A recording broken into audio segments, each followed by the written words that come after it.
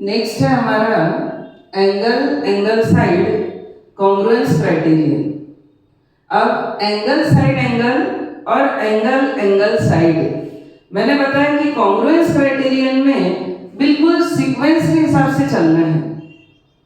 अब यहाँ पहले एंगल है तो ये दोनों एंगल्स हमारे हो गए इक्वल, फिर है एंगल तो ये दोनों एंगल्स हो गए इक्वल, देन हमारे पास थर्ड नंबर पे है साइड।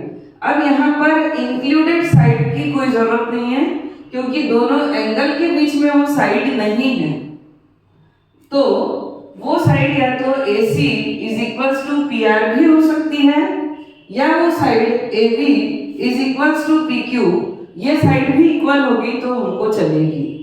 लेकिन यदि ये दोनों एंगल हैं और ये यदि साइड यदि इक्वल गिवन है, ये दोनों एंगल्स इक्वल है और ये साइड इक्वल गिवन है, तो तब हमारा एंगल साइड कॉन्ग्रुएंस क्राइटेरियन नहीं है, तब एंगल साइड एंगल ही लगेगा। लेकिन अब ये एंगल इसके करस्पॉन्डिंग ये एंगल, ये एंगल इसके करस्पॉन्डिंग ये एंगल, और या तो ये साइड का पेयर इक्वल हो जाए या ये करस्पॉन्डिंग साइड्स इक्वल हो जाए, तो हम सीक्वेंस में चल कैसे रहे, पहले एंगल फिर एंगल और फिर साइड, तो हमारा ये कॉन्ग्रुएंस क्राइटेरियन हुआ एंगल साइड कॉन्ग्रुएंस क्राइटेरियन। इसमें एक ये भी हो सकता है कि कभी कभी हमारे पास एक एंगल 90 डिग्री हो।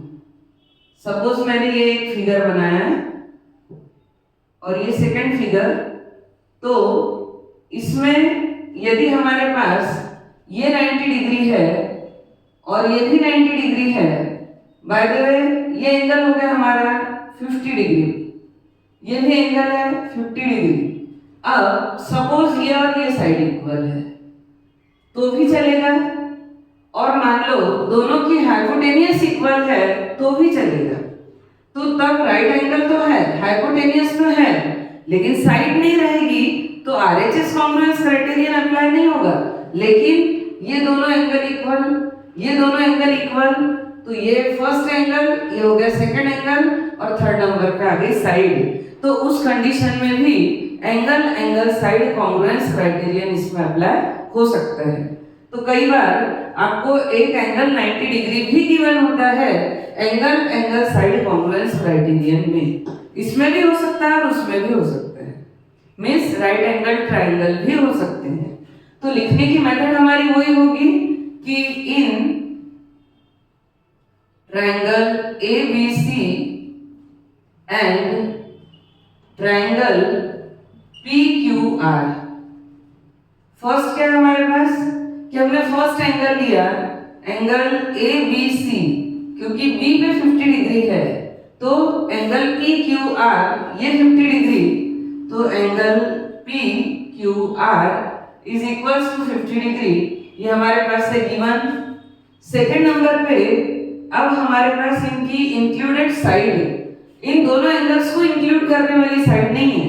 अब पहले एंगल है तो C और R, तो ACB इज इक्वल PRQ, तो angle ACB is equal angle PRQ is equal 70 degree, ये भी हमारे पास गिवन है, और AC इज इक्वल PR, ये थर्ड साइड, तो AC is equals to PR, ये भी हमारे पास गिवन है। तो जब ये तीनों पेयर, ये हो गया एंगल, ये एंगल और ये साइड, एंगल साइड, यदि ये साइड इक्वल होती तो भी एंगल साइड, तो ये था एंगल साइड कॉन्ग्रुएंस क्राइटेरियन। तो हम लिखेंगे by angle side congruence criterion